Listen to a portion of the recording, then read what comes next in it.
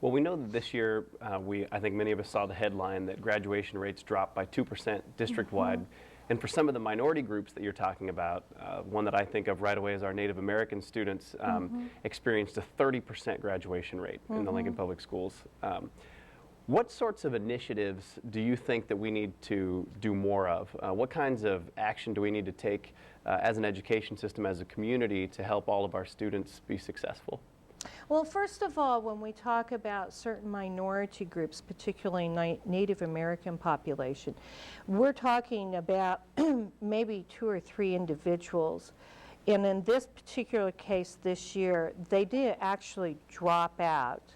They went and decided to become second-year seniors, which is a opportunity that Lincoln Public Schools provides to its students that I think is excellent and should be celebrated more and not looked at as such a negative. A lot of kids these days face a lot of pressures both at home and in the community, and they find they need a little bit more time to be able to graduate. And we're seeing that kind of programming have a good result, but that doesn't get reported in the manner it should. The other thing is part of your question there, what should we do to help kids with special needs?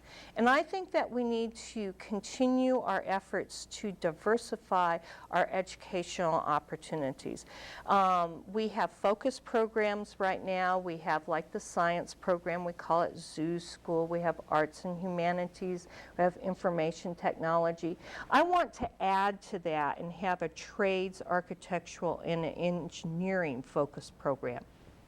I think that we should realize that some of our students are not the type of students who want to go on to college, but they do want to succeed. Everyone wants to succeed in life, and we need to give them those opportunities, and there are lots of credible, good ways of supporting yourself and your family, and often we find those in the trades.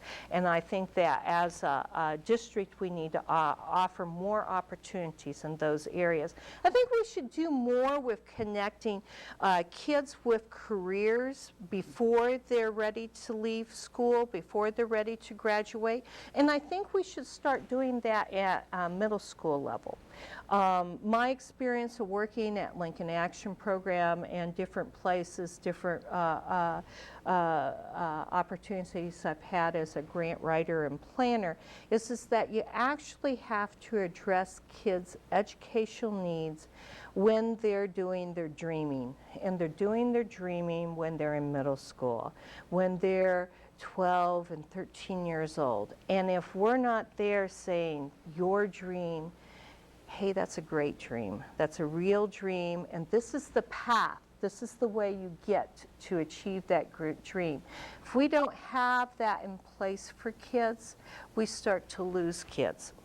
I found that working with kids, if you haven't reached them by the time they're 13, they often have made a decision on whether or not they're going to complete their high school education, whether or not they're going to pursue a career after that.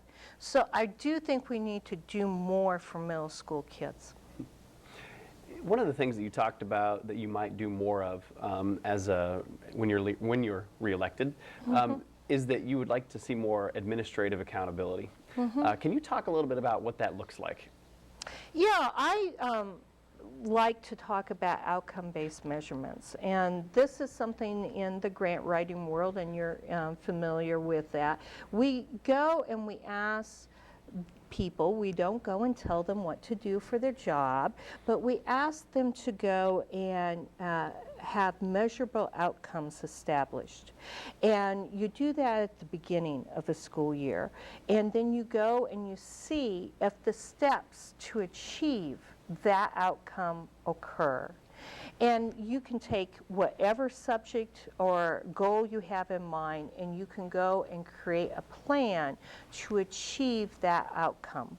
And I don't believe that we should have a situation in which we don't ask our administrators, what are your goals? What are your plans? We have serious issues as a community and as a nation regarding education, and we need to know what are your plans to be able to go and lower that non-graduation rate and increase the graduation rate. Does it mean that you're going to expand Bryan Learning Center? Does it mean that you're going to create programming for middle school students? How would that look? We shouldn't be giving raises to administrators unless we know that they're achieving the goals that we as a district have agreed upon.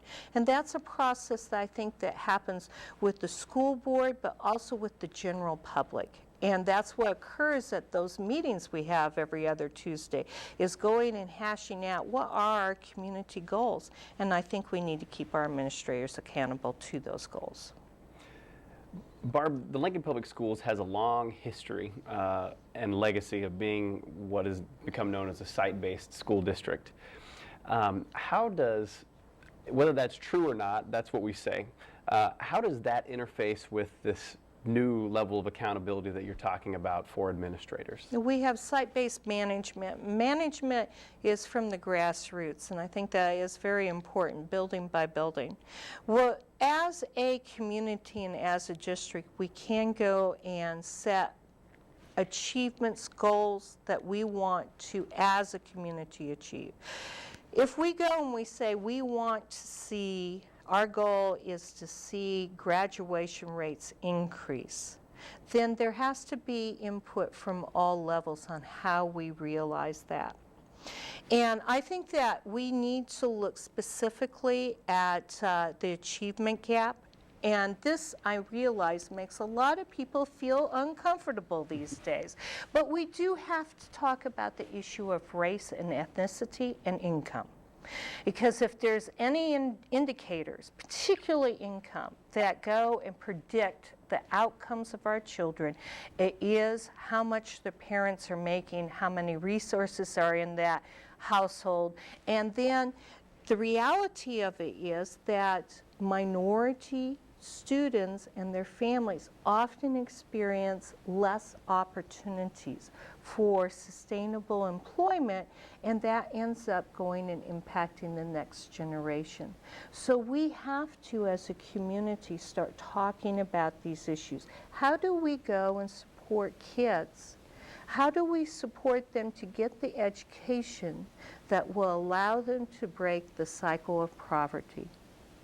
And that's something that I want to help foster. I want to go and help foster a community discussion this coming year on how we go and talk about some issues that feel uncomfortable. But if we're going to really help our kids, we're going to take our discomfort, we're going to put it aside, and we're going to talk like you and I are talking right now. We're going to talk honestly.